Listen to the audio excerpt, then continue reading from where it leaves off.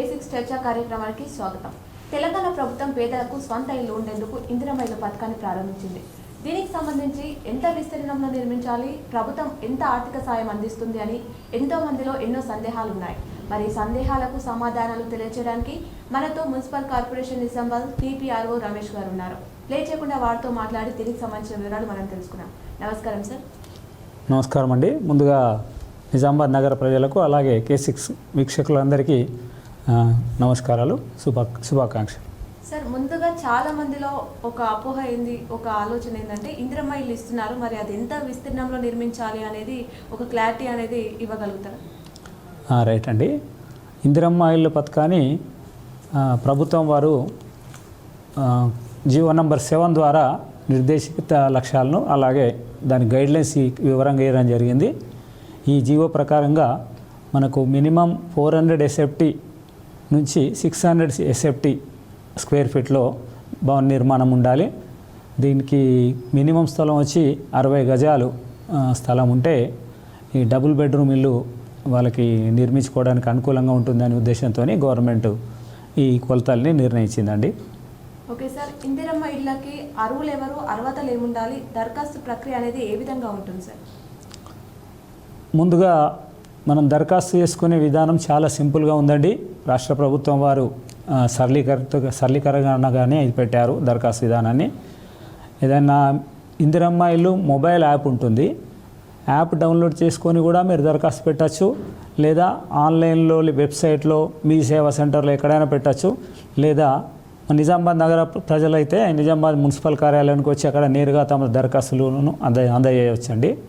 ఈ దరఖాస్తుతో పాటు ముఖ్యంగా వాళ్ళ యొక్క ఆధార్ కార్డు, అలాగే వాళ్ళ రేషన్ కార్డు లేనిచో ఇన్కమ్ సర్టిఫికేట్, అంటే నిబంధనల ప్రకారం అర్బన్లో మున్సిపల్ టౌన్ పరిధిలో ఉన్న వాళ్ళకి బిలో 2 lakhs అనేది ఇన్కమ్ సర్టిఫికేట్ క్రైటీరియా ఉండాలి. అది కుటుంబ ఆదాయం కింద పరిగణిస్తారు.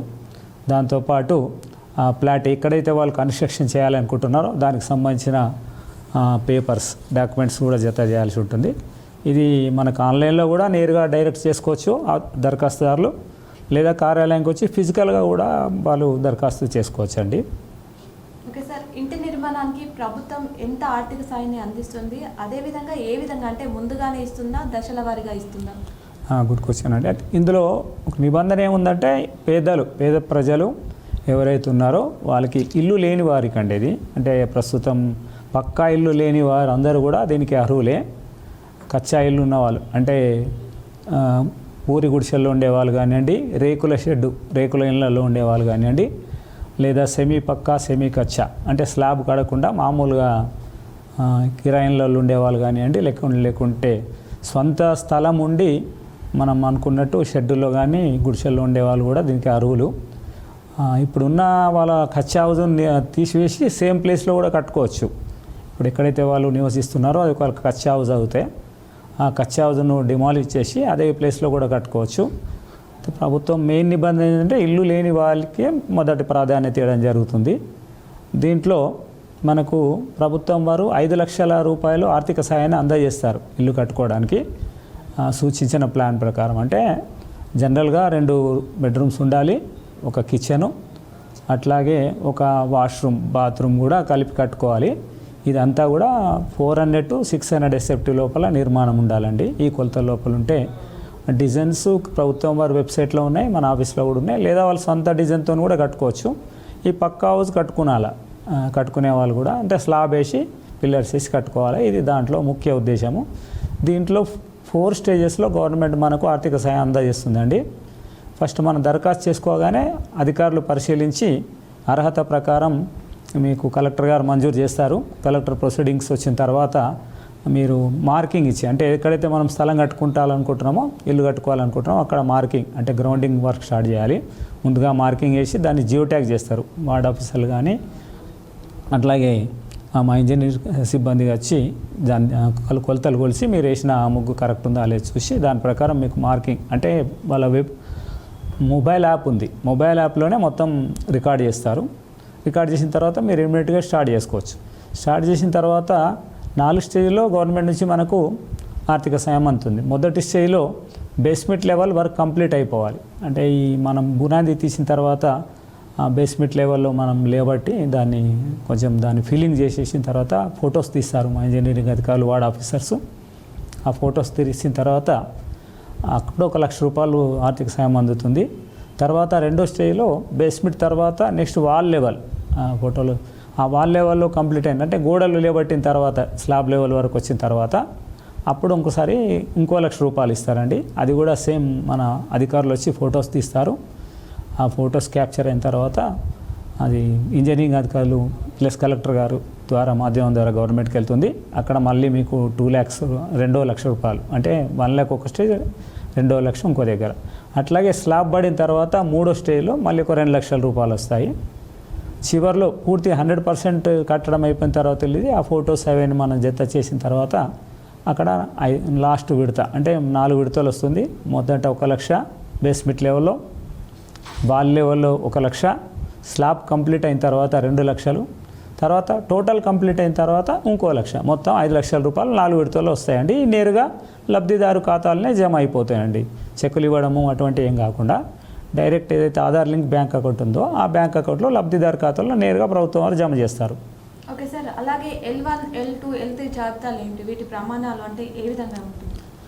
లాస్ట్ మనకు ఏదైతే ప్రజాపాలనలో భాగంగా వార్డు సభలు నిర్వహించి మనము గత డిసెంబర్ జనవరి మాసంలో నగరం మొత్తంలో కూడా దరఖాస్తులు స్వీకరించడం జరిగింది. ఈ ప్రజాపాలన కార్యక్రమంలో భాగంగా ఎవరైతే వాళ్ళు మాకు ఇల్లు లేదు, ఇల్లు కావాలి అని దరఖాస్తు చేసుకున్నారో వాళ్ళన్నీ కూడా ఇంటింటికి వెళ్ళి మన మున్సిపల్ అధికారులు సిబ్బంది బృందాలుగా వెళ్ళి మొత్తం ప్రతి వార్డులో వచ్చిన ప్రతి దరఖాస్తును కూడా వెరిఫై చేయడం జరిగింది. వాళ్ళ ఇంటికి వెళ్ళి వాళ్ళ వివరాలు స్వీకరించి ఆన్లైన్లో కూడా క్రోడీకరించడం జరిగింది. ఇందులో ఇదంతా మొత్తం అంటే వెబ్సైట్లో పొందుపరిచిన తర్వాత జాబితాలో దీంట్లో L1, L2, L3 అని 3 కేటగిరీల ప్రభుత్వం వారు నిర్దేశించిన ప్రకారం అది క్రోడీకరించడం జరిగింది ఆన్లైన్లో. L1 అంటే ఎవరికైతే ప్రస్తుతము ఇల్లు లేదు వాళ్ళు ఒక కేటగిరీలో తీసుకున్నారు. రెండో కేటగిరీలో వచ్చి ఇంటి స్థలము లేదు లేదా ఇల్లు కట్టుకోవడానికి ప్లేస్ కూడా లేదు అంటే సొంత స్థలం లేనివారు కిరాయిలలో ఉంటున్న వాళ్ళందరూ కూడా L2లో వచ్చారు.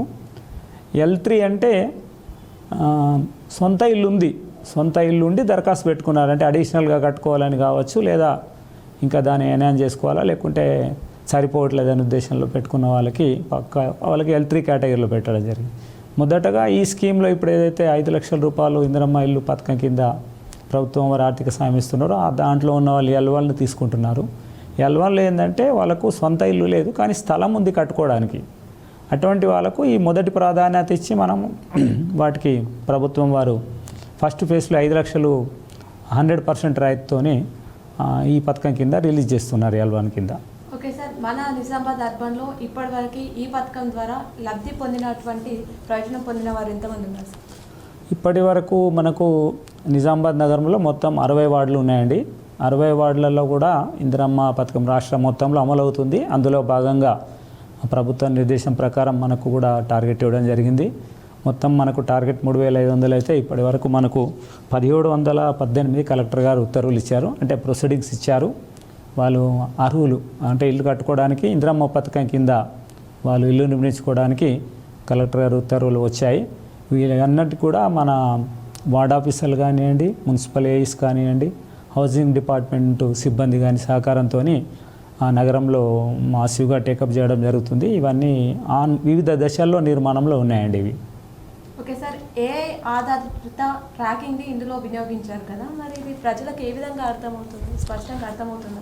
ఇది పాలనా సౌకర్యం కోసం గవర్నమెంట్ సూపర్ చెక్ అంటే ఏదైతే ఎక్కడైనా ఏ స్టేలో కానీ అవకతవకలు జరగద్దు, లబ్ధిదారుల ఎంపికలో కానివ్వండి లేదా వాళ్ళకు మంజూరు పత్రాలు ఇవ్వడంలో కానీ లేకుండా ఇల్లు కట్టినా కానీ వివిధ స్టేజ్ల్లో కరెక్ట్ కడుతున్నారా, డిజైన్ ప్రకారం ఉందా, విస్తీర్ణం ఎక్కువ ఉందా తక్కువ ఉందా, ఇవన్నీ ఫిల్టర్ చేయడానికి ప్రభుత్వం వారు ఇందిరమ్మ మొబైల్ యాప్ను తీసుకురావడం జరిగింది. దీనికి ఏఐ టెక్నాలజీని జోడించారు. ఇది ఒక సూపర్ చెక్ లాగా పనిచేస్తుంది అంటే అధికారులు కానివ్వండి లేకుంటే ఇంకెవరన్నా తప్పిదాలు చేస్తుంటే ఏఐ పాయింట్అవుట్ చేస్తుంది. ఈ ఏఐ పాయింట్అవుట్ చేసినవి కలెక్టర్ గారి దృష్టిలో ఉంటాయి, వాళ్ళు మళ్ళీ పరిశీలిస్తారు. అవసరమైతే ప్రత్యేక అధికారులతో కూడా కలెక్టర్ గారు మళ్ళీ వెరిఫై చేయిస్తారు. ఇక్కడ మున్సిపల్ లెవెల్లో మున్సిపల్ కమిషనర్ గారి ఆధ్వర్యంలో సిబ్బంది అంతా పనిచేస్తుంటారు కాబట్టి ఎక్కడ ఎలాంటి అవకతవకలు జరగద్దు, ఎవరికి ఇబ్బంది కావద్దు అనే ఉద్దేశంలో ఏ టెక్నాలజీని ఫస్ట్ టైం తీసుకొని రావడం జరిగింది. ప్రభుత్వం వారు దీన్ని ఇందిరా మిల్లో మొదటిగా ఉపయోగంలో తీసుకొచ్చారు. దీంతో ఎక్కడ ఇబ్బందులు లేవు. కాకపోతే అధికారులకు కూడా సూపర్ చెక్ లాగా పనిచేస్తుంది. ఈ నిర్మాణంలో కానివ్వండి లేదా వివిధ దశల్లో పనితీరును ప్రభుత్వ అధికారులు, ఉన్నతాధికారులు ప్రత్యక్షంగా పర్యవేక్షించడానికి వీలుగా ఉంటుందని తీసుకొచ్చారు. ఓకే సార్, ఇల్లు నిర్మిస్తే ఏదైతే డబ్బులు రావట్లేదు అని చెప్పేసి ఎదుటి వాళ్ళు చెప్పడం వల్ల గాను, అవగాహన లేకపోవడం వల్ల కానీ ఒక అపోహ అనేది వచ్చింది ప్రజలలో. ఇది ఎంతవరకు వాస్తవం? ఎస్, ఇది ప్రచారంలో బాగా అవుతున్నమాట వాస్తవమే. అది K6 వాళ్ళకి ధన్యవాదాలు ముందుగా.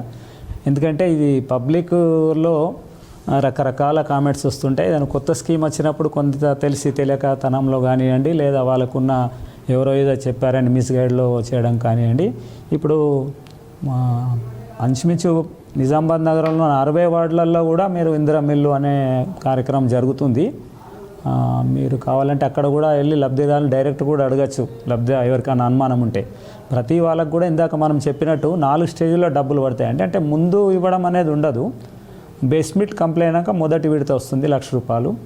రెండవ విడత వాల్ అంటే గోడలు లేచిన తర్వాత స్లాబ్ లెవెల్కి వచ్చిన తర్వాత రెండో విడత ₹1,00,000. అట్లాగే స్లాబ్ పడిపోయిన తర్వాత స్లాబ్ మొత్తం అయిన తర్వాత మూడో స్టేజ్లో 2,00,000. చివరిలో 100% గృహం కంప్లీట్ అయిన తర్వాత ₹1,00,000, మొత్తం ₹5,00,000 వస్తాయి. ఇవన్నీ వస్తున్నాయి. ఇప్పుడు మన దగ్గర 1700 పైచీలకు ఆల్రెడీ స్టార్ట్ అయ్యాయి నిజామాబాద్ నగరంలో 60 వార్డులలో కూడా. ప్రతి వార్డులో ఎక్కడైనా సమస్యలు లేవు. కాకపోతే చిన్న టెక్నికల్ ఇష్యూస్ వస్తున్నాయి. ఆ టెక్నికల్ ఇష్యూస్ కూడా మ్యాక్సిమం ఒక 1 వీక్ లేదా 2 వీక్లో రెక్టిఫై అవుతున్నాయి. ఎట్లాగంటే ఇప్పుడు ఆధార్ బేస్డ్ పేమెంట్ తీసుకొచ్చింది గవర్నమెంట్. అంటే లబ్ధిదారులకు ఏదైతే మనము ఆర్థిక సాయం రిలీజ్ చేస్తారో అది ఇంతకుముందులాగా డైరెక్ట్ కాకుండా వాళ్ళ లబ్ధిదారుకి ఏదైతే ఆధార్ నెంబర్ ఉందో ఆ ఆధార్ నెంబర్తో లింక్ అయి ఉన్న బ్యాంక్ అకౌంట్కి మాత్రమే నేరుగా వెళ్తున్నాయి. దాంట్లో కొంచెం ఇబ్బంది టెక్నికల్గా వస్తున్నాయి. ఫర్ ఎగ్జాంపుల్ బ్యాంకు ఖాతాకి వాళ్ళ ఆధార్ జోడించుకోకపోవడం జరిగిన కేసెస్ కొన్ని ఉంటాయి. అటువంటి దాంట్లో వాళ్ళకి మన లబ్ధిదారులకు మనం అలర్ట్ చేస్తున్నాము. మీరు ఇమీడియట్గా ఆధార్ సెంటర్కి వెళ్ళి లేదా బ్యాంకుకి వెళ్ళి మీ ఆధార్ లింక్ చేసుకోండి.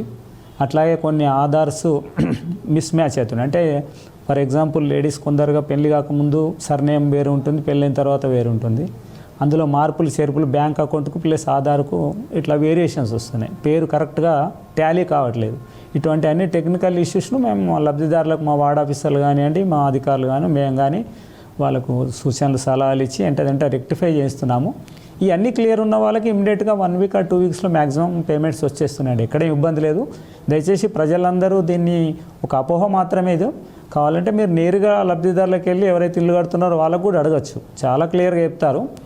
ఈ 4 స్టేజ్లలో కంప్లీట్ అయిన తర్వాత డైరెక్ట్ వచ్చేస్తున్నాడు. దీంట్లో ఇబ్బందులు ఏం లేవు. డబ్బులు ఎక్కడ కానీ ఆగడం కానీ లేట్ కావడం కానీ జరగట్లేదు.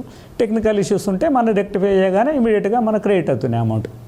ఓకే సార్, దీనికి సంబంధించిన ఏమైనా సందేహాలు సంప్రదించాలంటే టోల్ ఫ్రీ నెంబర్ గురించి ఏమైనా? ఎస్ అండి, ప్రభుత్వం వారు దీనికి సంబంధించి మనకు ఇందాకే నేను ఇచ్చాను. జర స్క్రోలింగ్లో కూడా మీరు పెడితే బాగుంటుంది, నేను చెప్తాను. రాష్ట్ర ప్రభుత్వం వారు 1800 599 5991 ఇది ఇందిరా మిల్లుకు సంబంధించి ప్రత్యేకంగా టోల్ ఫ్రీ నంబర్ ఇచ్చారు. దీంట్లో ప్రజలు ఎవరైనా నేరుగా సంప్రదించవచ్చు. తమ సందేహాలన్నీ కూడా అక్కడ నివృత్తి చేస్తారు. అట్లాగే కొత్తగా ఇల్లు కట్టుకోవాలంటే కూడా వాళ్ళు ఏం చేయాలో సూచనలు సలహాలు ఇస్తారు. విధి విధానాలు అంటే ప్రభుత్వం నిర్దేశించిన లక్ష్యాలు, వాళ్ళ గైడ్లైన్స్ ఎట్లా ఉన్నాయి, ఎలిజిబుల్ క్రైటీరియా ఏంది, వీటికి సంబంధించిన పూర్తి వివరాలు దీంట్లో ఉంటాయి. అట్లాగే మీ దరఖాస్తు ఒకసారి ఆన్లైన్లో పెట్టిన తర్వాత మీరు ఏ స్టేజ్లో ఉంది కూడా మీకు ఆన్లైన్లో మనం ఇందాక చెప్పినట్టు ఇందిరా మిల్ యాప్ డౌన్లోడ్ చేసుకున్న తర్వాత మీకు కనబడుతుంది. దాంట్లో మీ రిజిస్టర్డ్ పోస్ట్కు ఫోన్ నెంబర్ ఏదైతే ఇచ్చారో దానికి ఓటీపీ వస్తుంది. దాని తర్వాత మీరు నేరుగా సంప్రదించవచ్చు. ఇప్పుడు ప్రభుత్వం వారు ఇంకో కొత్త సౌకర్యం ఏమి ఇచ్చారంటే ఈ జియో ట్యాగింగ్ ఏదైతే వివిధ దశల్లో మనం నిర్మాణం పూర్తి కాగానే ఫోటోలు తీస్తున్నామో మొబైల్ యాప్లో, ఇంతకుముందు వార్డ్ ఆఫీసర్లు తీసేవాళ్ళు. అంటే ఉదాహరణకు మీరు ఇల్లు కట్టుకోవడం స్టార్ట్ చేసి బేస్మెంట్ కంప్లీట్ చేశారనుకుందాం. ఆ బేస్మెంట్ స్టేజ్లో మనకి వార్డ్ అధికారులు వచ్చి మీకు డైరెక్ట్గా అక్కడ ఫోటోలు తీసేవాళ్ళు. బేస్మెంట్ కంప్లీట్ అయినట్టు జియో ట్యాగింగ్ చేసేవాళ్ళు. ఇప్పుడు నేరుగా లబ్ధిదారికి అవకాశం ప్రభుత్వం కల్పించింది. లబ్ధిదారులు తమ ఓన్ మొబైల్ ఫోన్స్లలో స్మార్ట్ ఫోన్ల ద్వారా లాగిన్ అయ్యి జనరల్ ఓటీపీ వస్తుంది. మీరు ఓపెన్ చేయగానే ఓటీపీ ఓపెన్ చేసిన తర్వాత ఇందిరమ్మ ఇల్లు యాప్లో మీ పేరు మీ వివరాలన్నీ కనబడతాయి. అక్కడ మీరు ఫొటోస్ అనే ఆప్షన్ దగ్గర క్లిక్ చేస్తే మీరు స్వయంగా కూడా డైరెక్ట్గా ఫొటోస్ అప్లోడ్ చేయొచ్చు. దీంతో ఏమవుతుందంటే సమయభావం కలిసి వస్తుంది. లేట్ అయ్యే అంటే పేమెంట్ లేట్ అవుతుంది అనే ఉద్దేశం కూడా ప్రభుత్వం అర్థం చేసుకొని లబ్ధిదారులకు నేరుగా ఈ సౌకర్యం ఇచ్చిందండి. దీన్ని కూడా మీరు వాడుకోవచ్చు. లబ్ధిదారులు స్వయంగా వివిధ స్టేజ్లో వాళ్ళ నిర్మాణం పూర్తిగానే ఆ స్టేజ్లో ఫోటోలు తీసి డైరెక్ట్గా అప్లోడ్ చేసి ఇందిరమ్మ పోర్టల్లో ఆ తర్వాత అది ప్రాసెస్ అయిపోతుందండి. అది 1 వీక్లో మీకు మ్యాక్సిమం 2 వీక్స్లో అమౌంట్స్ కూడా వచ్చేస్తున్నాయి. ఓకే సార్, అలాగే 600 స్క్వేర్ ఫీట్ కంటే తక్కువ విస్తీర్ణంలో ఇల్లు నిర్మించడానికి అభ్యంతరం ఎందుకు అసలు? లేదండి, ప్రభుత్వం వారు నిబంధనల ప్రకారం ఏదైతే మనం ఇందాక చెప్పుకున్నామో జీవో నంబర్ 7 ద్వారా మీకు ఇందిరమ్మ యాప్లో కూడా ఉంటుంది, వెబ్సైట్లో కూడా మీరు చూసుకోవచ్చు. దాంట్లో క్లియర్గా చాలా ఇన్స్ట్రక్షన్స్ ఇచ్చింది గవర్నమెంట్. ఇందిరమ్మ ఇల్లు పథకం అనేది ఒక పేదవారికి ప్లస్ ఇల్లు లేని వారికి కల్పించాలనే ఉద్దేశంతో మినిమం డబుల్ బెడ్రూమ్ ఉంటే వాళ్ళకి అవగాహన ఉంటుంది. 2 రూములు అట్లాగే ఒక కిచెను ఒక బాత్రూము ఇవి ఉండాలనే విధంగా డిజైన్ చేయడం జరిగింది.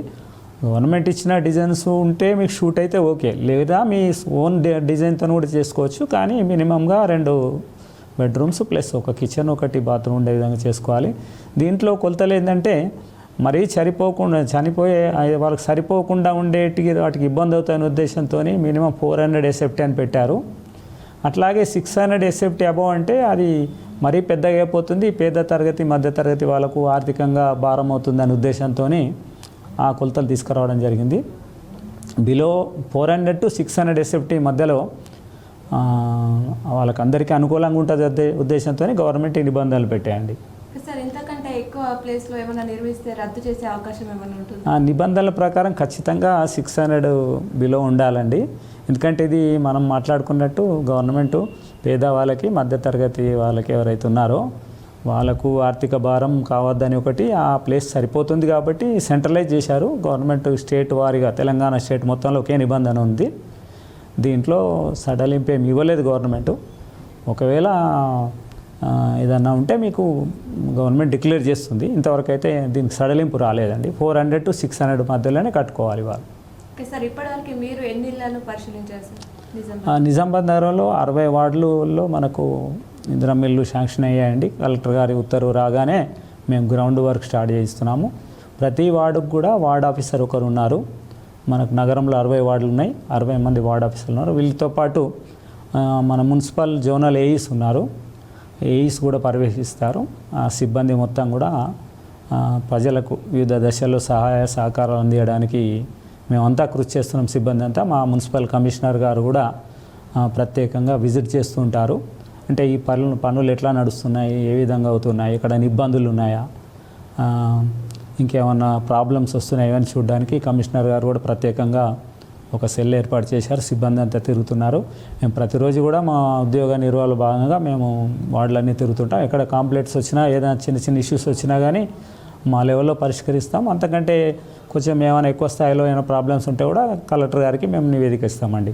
ఓకే సార్, ఇందిరమ్మ ఇల్లు పథకం గురించి ప్రభుత్వం ప్రకటనలో చెప్పిన లక్ష్యాలు ఏమిటి, వాటిని చేరుకుంటున్నారా మరి ఇప్పుడు? ఓకేనండి, ఇప్పుడు ప్రభుత్వం వారు చెప్పింది ఏంటంటే ముఖ్యంగా ఈ స్కీమ్లో ఇల్లు లేని నిరుపేదలకు ఆర్థిక సాయం అందజేయడం, ప్రతి ఒక్కరిని అతి ముఖ్యమైన కూడు గూడు నీడ అంటారే అట్లా దాంట్లో భాగంగా ఇల్లు ఒక పక్కా హౌస్ ఆవాసం కల్పించాలనేది ఇక్కడ ముఖ్య ఉద్దేశము. జనరల్గా అర్బన్లో మనకంటే ఏదైతే నగరం విస్తీర్ణం పెరిగిపోయి వలసలు ఎక్కువ అయిపోయాయి, అట్లాగే ఇక్కడ పేదవాళ్ళు ఎక్కువ ఉంటారు కాబట్టి డైలీ వర్క్ చేసుకునే వాళ్ళు కానివ్వండి, రకరకాల వృత్తుల నిమిత్తం వలస వచ్చిన వాళ్ళు ఉంటారు కాబట్టి వీళ్ళందరికీ పక్కా ఇల్లు కట్టించాలనేదే ప్రభుత్వం యొక్క మెయిన్ ఉద్దేశం. దీంట్లో కోళ్ళ పద్ధతి ఏంటంటే మనకు అర్బన్లో బిలో 2 lakhs ఇన్కమ్ ఉన్న పేద మధ్యతరగతి కుటుంబాలందరికీ ఆవాసం కల్పించాలనేదే ఉద్దేశము. దీంట్లో భాగంగా ఈ ఫస్ట్ ఫేజ్లో మనకు ఎవరికైతే సొంత స్థలం ఉందో మినిమం 60 గజాలు ఆ పైన ఉన్న వాళ్ళకి ఈ స్కీమ్లో మనకు తీసుకొని రావడం అనేది మెయిన్ లక్ష్యము.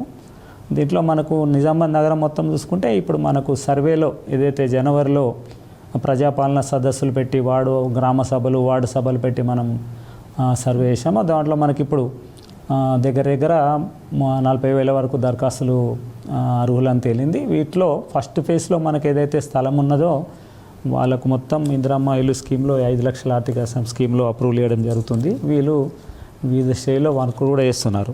మిగతా వాళ్ళకి ఏదైతే సొంత స్థలం లేదు, మాకు కట్టుకోవడానికి ఇల్లు కట్టుకోవడానికి ప్లేస్ లేదనే వాళ్ళకు కూడా సర్వేలో గుర్తించడం జరిగిందండి.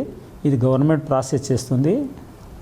డబుల్ బెడ్రూమ్ ఇల్లు కట్టేయడానికి రీసెంట్లీ కలెక్టర్ గారు కూడా సర్వే చేశారు. ఎక్కడెక్కడ నిజామాబాద్ మున్సిపల్లో స్థలం ఉంది, కొన్ని మధ్యలో ఆగిపోయినాయి కూడా ఉన్నాయి డబుల్ బెడ్రూమ్ ఇల్లు.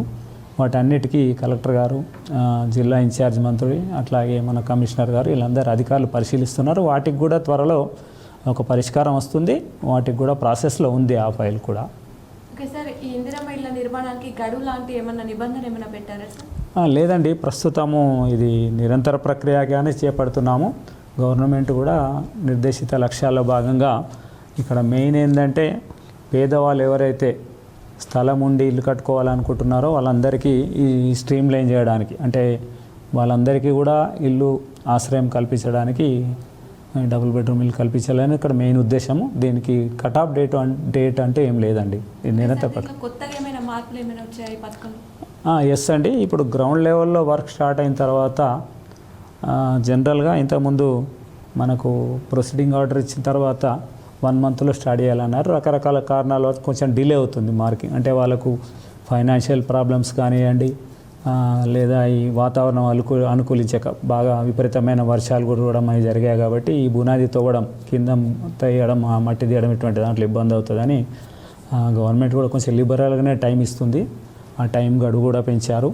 అట్లాగే ముఖ్యంగా ఎవరైతే ఈ వర్షాలు బాగా కూడడం మూలంగా ఇసుక ప్రాబ్లం వస్తుంది. జనరల్గా ఈ ఇసుక ప్రాబ్లం కొరకు కూడా మన జిల్లా కలెక్టర్ గారు చొరవ తీసుకొని ఎక్కడైతే మనకు నిజామాబాద్లో క్వారీస్, ఇసుక క్వారీస్ లేదు కాబట్టి ఈ బోధనలో కానీ ఆర్మూర్ సైడ్లో కానీ ఇందిరమ్మ ఇల్లు కట్టుకునే వాళ్ళు ఇసుక కావాలని రిక్వైర్మెంట్ ఇస్తే వాళ్ళకు ప్రభుత్వం వారు ఫ్రీగా ఉచితంగా ఇసుకను కూడా ఇస్తున్నారు. అది కూడా మనకు కావాలంటే లబ్ధిదారులు ఈ అవకాశాన్ని ఉపయోగించుకోవచ్చు. అట్లాగే ఎవరికైతే ఫైనాన్షియల్గా ప్రాబ్లం ఉన్నాయి, అంటే మనకు జనరల్గా ఈ స్కీమ్లో ఫస్ట్ బేస్మెంట్ కట్టిన తర్వాతే 1 లక్ష రూపీస్ వస్తాయండి ఆర్థిక సాయం ప్రభుత్వం నుండి. అప్పుడు స్టార్ట్ చేయడానికి ఇనీషియల్లో కూడా మనకి ఇబ్బంది అవుతుందంటే ఈ మెప్మా స్వయం సహాయక సంఘాల ద్వారా కూడా మనం ఆర్థిక చేయూత ఇవ్వడం జరుగుతుంది. ఈ కలెక్టర్ గారి ఆదేశాల మేరకు ఈ మన ఎవరైతే మహిళలు ఉన్నారో మన ఇందిరమ్మ ఇల్లు కట్టుకోవడానికి లబ్ధిదారులుగా ఎంపికయ్యారో వాళ్ళ ఏరియా మెప్మా సిబ్బందిని, ఆర్పీలను కానీ సిఓలను కానీ కలిస్తే ఇందిరమ్మ ఇల్లు శాంక్షన్ అయిన వాళ్ళకి ఆ ప్రొసీడింగ్ చూపిస్తే వాళ్ళకి ప్రాసెస్ చేసి 1 లక్ష వరకు మహిళా సంఘాల నుంచి లోన్ కూడా ఇప్పిస్తున్నాము. వాటిని కూడా వాళ్ళు తిరిగి రీపేమెంట్ చేయాల్సి ఉంటుంది. ఇది ప్రభుత్వం నుంచి ఇస్తున్న వాళ్ళ సహాయ సహకారాలండి. ఓకే సార్, ఏదైతే మాకు స్థలం ఉంది, ఇంతకుముందు మేము దరఖాస్తు చేసుకోలేము, మాకు ఇందిరమ్మ ఇల్లు పథకం కావాలి అనుకునే వాళ్ళు కొత్తగా దరఖాస్తు చేసుకునే అవకాశం ఉందా? అర్హతలు ఏమి ఉండాలి? ఎస్ అండి, ఇప్పుడు ప్రభుత్వ నిబంధనల ప్రకారం మనం చెప్పిన అర్హతలు ఉండాలండి. జనరల్గా అర్బన్లో నిజామాబాద్ సిటీ లిమిట్లో బిలో 2 lakhs ఫ్యామిలీ ఇన్కమ్ ఉండాలి. White ration card, Aadhaar card plus ల్యాండ్కి సంబంధించిన డాక్యుమెంట్లు ఇవన్నీ సబ్మిట్ చేసి మున్సిపల్ కార్యాలయంలో నేరుగా మీరు ఫిజికల్ దరఖాస్తు కూడా ఇవ్వచ్చు. లేదా ఆన్లైన్లో కూడా ప్రభుత్వం వారు సౌకర్యం కల్పించారు.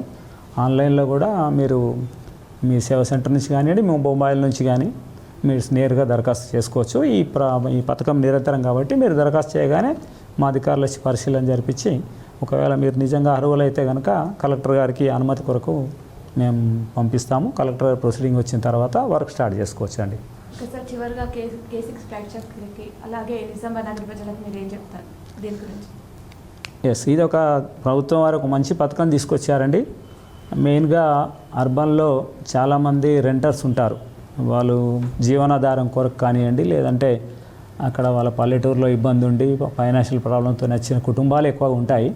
అట్లాగే ఇక్కడ ల్యాండ్ అంటే ఈ భూమికి సంబంధించి చాలా టైట్గా ఉంటుంది పొజిషన్ కాబట్టి మినిమం 60 yards అనేది చాలా చిన్న ప్లేసు. అక్కడ కూడా ప్రభుత్వం వారు మనకు అనుమతి ఇచ్చారు కాబట్టి ఆ 400 to 600 SFTలో మనం కట్టుకుంటామని కొన్ని ప్రతి ఒక్కరికి కూడా ఇది మంచి అవకాశము, ఉపయోగించుకోవాలి. దీంట్లో ప్రభుత్వం వారు ఇచ్చే 5 లక్షలు బాగానే సరిపోతుంది వాళ్ళు ఇచ్చిన ప్లాన్ ప్రకారం. లేదు మేము కొంచెం ఎక్స్ట్రా వేసుకొని ఇంకొక 1-2 lakhs వేసుకొని కట్టుకుంటామంటే కూడా ఇంకా బాగా వస్తుంది. ఈ పక్కా ఇల్లు నిర్మాణం అనేది చాలా మంచి ఆప్షను. ఇంతకుముందు ఒక అపోహ ఉండుంటే గవర్నమెంట్ వాళ్ళే కట్టించే ఇళ్ళకు వాళ్ళకి సాటిస్ఫై ఉండేది కాదు. గవర్నమెంట్ ఇందిరమ్మ ఇల్లు కానీ రకరకాల గృహ నిర్మాణ స్కీమ్స్ తీసి ఫ్రీగా కట్టిస్తే దాంట్లో వాళ్ళకి సాటిస్ఫాక్షన్ ఉండేది కాదు. ఇప్పుడు వాళ్ళు సొంత స్థలంలో సొంతగా నిలబడి కట్టించుకుంటారు కాబట్టి వాళ్ళకి నచ్చిన విధంగా వాళ్ళకి అనుకూలంగా కట్టుకోవచ్చు. వాళ్ళకి సెల్ఫ్ సాటిస్ఫై అనేది ఉంటుంది. అంటే మీ ఇల్లును మీరు కట్టుకుంటున్న ఒక తృప్తి మీకు ఉంటుంది, మీ పర్యవేక్షణ ఉంటుంది కాబట్టి ఇల్లు బాగా కట్టుకుంటారు, మీరు సొంతంగా కట్టుకుంటే అనే ఉద్దేశంలో ప్రభుత్వం తీసుకురావడం జరిగింది. కాబట్టి ఇది ఒక మంచి పథకము, దీన్ని అందరూ ఉపయోగించుకోవాలి. దీనికి కట్ ఆఫ్ డేట్ అంటే ఏం లేదు. దీనికి కూడా మనం ఇందాక మాట్లాడినట్టు ప్రభుత్వం రకరకాలుగా సహాయం అందిస్తుంది. కావాల్సిన ఇసుకను ఇప్పించడం కానివ్వండి, మెప్మా సంఘాల ద్వారా లోన్లు ఇప్పించడం కానివ్వండి, ఇవన్నీ కూడా జరుగుతున్నాయి. ఈ స్కీమ్లో మనకు టార్గెట్ కూడా కావాల్సిన ఇల్లు కట్టడానికి గవర్నమెంట్ కొంచెం ఫ్రీగానే ఉంది. అంటే కొంచెం ఎక్కువ టార్గెట్ కంటే మించిపోయిన ఇల్లు ఇవ్వడానికి రెడీ ఉంది. కాబట్టి ప్రతి ఒక్కరు అర్హత ఉన్న వాళ్ళందరూ కూడా దరఖాస్తు చేసుకోవాల్సిందిగా విజ్ఞప్తి చేస్తూ ఇది ఒక మంచి అవకాశం, నగర ప్రజలు ఉపయోగించుకోవాలని కోరుతున్నామని. ఓకే సార్, ప్రజలలో ఉన్నటువంటి ఇందిరమ్మ ఇళ్లకు సంబంధించి ఎన్నో సందేహాలకు ఈరోజు మాకు సమాధానాలు తెలియజేసినందుకు కేసీసీ తరఫున థ్యాంక్ యూ సార్. ధన్యవాదాలు. ఓకే, ఈరోజు అయితే ఇందిరమ్మ ఇళ్ళకు సంబంధించిన ఎన్నో వివరాలను మనం తెలుసుకున్నాం. ఇంకా ఏవైనా మీకు సందేహాలు కనుక ఉంటే ప్రభుత్వం టోల్ ఫ్రీ నంబర్ని కూడా ఇచ్చింది, దానికి సంప్రదించి పూర్తి వివరాలు మీరు తెలుసుకోవచ్చు. మరి ఇది ఈరోజు ప్రత్యేక అంశం. మరో అంశంతో మీకు ముందుంటాం. చూస్తూనే ఉండాలి మీ కేసీసీ.